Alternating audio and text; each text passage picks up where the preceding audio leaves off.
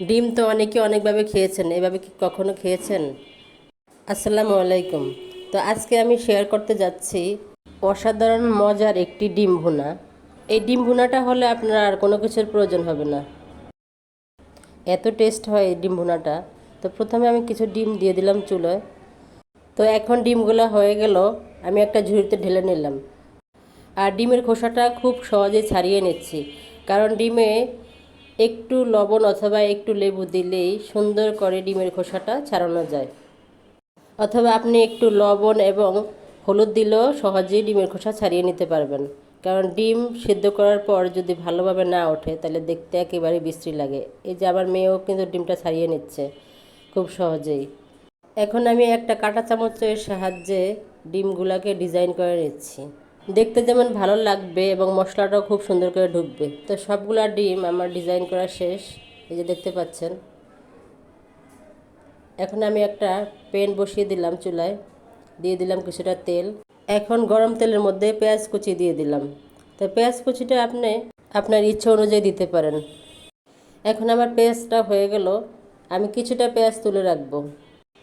তো এখন কিছুটা পেঁয়াজ তুলে নিচ্ছি।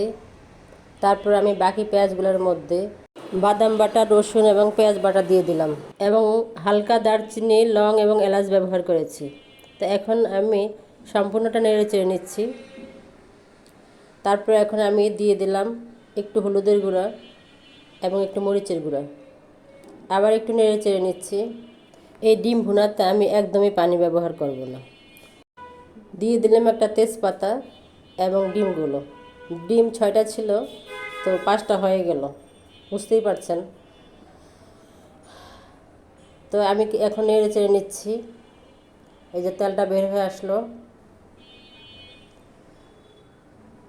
তো আবার একটু নেড়ে চেড়ে নিচ্ছি। যেহেতু পানি ব্যবহার করব না, নিচে লেগে যাওয়ার সম্ভাবনা আছে, তো আমাকে বারবার নেড়ে চেড়ে দিতে হবে। তো আবার একটু নেড়ে চেড়ে নিচ্ছি, একদমই পানি ইউজ করব না। আবার একটু মরিচের গুঁড়া দিয়ে দিলাম, যেহেতু ঝাল ঝালটা অনেক বেশি মজা হয়। এখন দিয়ে দিলাম ধনিয়া পাতা। এই রান্নাটা করতে বেশি সময় লাগে না, সর্বোচ্চ 10 মিনিট সময় লাগে। এবং দিয়ে দিলাম রেখে দেওয়া বেরেস্তাগুলো। তা আমার ডিম ভুনাটা একেবারেই হয়ে এসছে, একদমই বেশি সময় লাগেনি। ফাইনালি ডিম ভুনাটা হয়ে গেল। এখন আমি একটা পাত্রে নিয়ে নিচ্ছি। মাশাল্লাহ, কালারটা কিন্তু অসাধারণ আসছে, দেখতেই পাচ্ছেন। আর এটা এতই মজা, আপনার না খেলে বিশ্বাস করতে পারবেন না। ইনস্ট্যান্ট এটা, মেহমান আসলেও আপনি তাড়াতাড়ি ঝটপট তৈরি করে দিতে পারবেন। তা আমার আজকের রেসিপিটি কেমন হয়েছে, যদি ভালো লাগে তাহলে লাইক, কমেন্ট, শেয়ার এবং সাবস্ক্রাইব করে পাশে থাকবেন। সবাই ভালো থাকবেন। আল্লাহ হাফিজ।